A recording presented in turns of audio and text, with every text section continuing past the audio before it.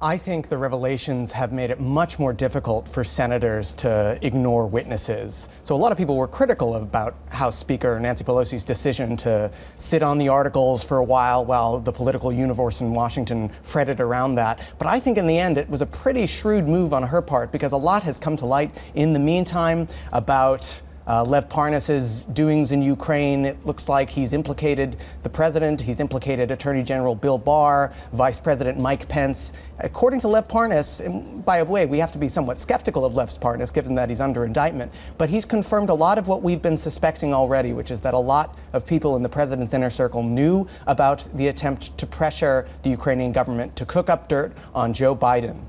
It wasn't just a general crackdown on corruption in Ukraine, which is what the president of the United States has been saying. It was a specific effort to cook up dirt on Joe Biden. And the more we learn, the worse I think it is for Trump, and the more difficult it is for senators from more moderate states to go along with not hearing witnesses in impeachment. How do you explain the reluctance so far of some of those Republican senators to stop the idea of having witnesses there?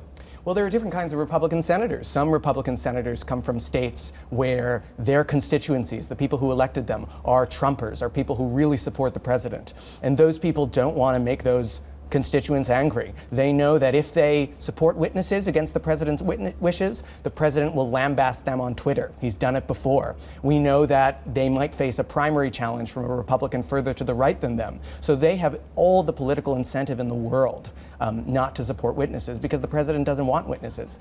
On the other hand, you have Republican senators from more moderate states, people like Susan Collins from Maine, Lisa Murkowski from Alaska, Mitt Romney, a very much an independent-minded Republican voice from Utah, and they are going to be more skeptical and probably could be brought around to support witnesses. Now, if you get just one more Republican to come around to supporting witnesses, someone like Lamar Alexander from Tennessee, who's planning on retiring anyway and might want to have his legacy be that of a more independent-minded voice rather than someone who's just in the tank for Trump, then add that to the 45 Democrats and the 2 independents, and boom, you have 51 votes for witnesses. And then we'll have people like former National Security Advisor John Bolton coming in and telling us why, if allegations are true, he called the attempt by Rudy Giuliani to pressure Ukrainian officials to cook up dirt on Joe Biden a drug deal. We'll hear from members of the Office of Management and Budget who can explain in more detail the mechanics by which the president ordered that nearly $400 million of money that had been appropriated to Ukraine by Congress was held up and used as leverage to get Ukraine to acquiesce to the president's attempted demands anyway. So that will be extremely rich evidence. And while I don't think in the end it will persuade 20 Republicans to vote with Democrats to remove the president from office, what it will do will increase the political pressure and exact a greater political cost. You mentioned the Tennessean Senator Lamar Alexander, his idea of having a legacy from this trial. And it's really striking to me, just last week, Joe Biden, once again reminded of his vote for the Iraq War. That's 17 years ago now. It's a millstone around his neck.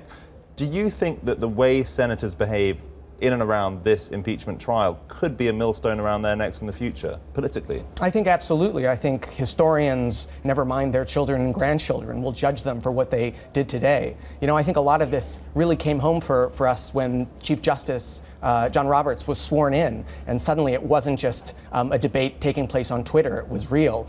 We heard in that segment from Hans Nichols about the threat of imprisonment for any senator who breaks the rules during this process. So I think a sense of solemnity has come over the chamber in recent days. And I think when the Chief Justice demanded that these senators do impartial justice, I think a few of their ears perked up and they started thinking more solemnly about their obligations as senators.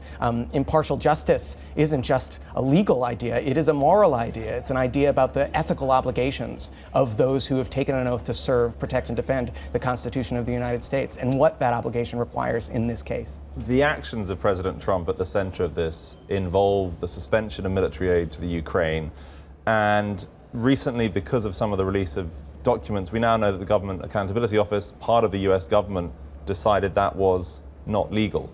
Does that matter in a trial like this?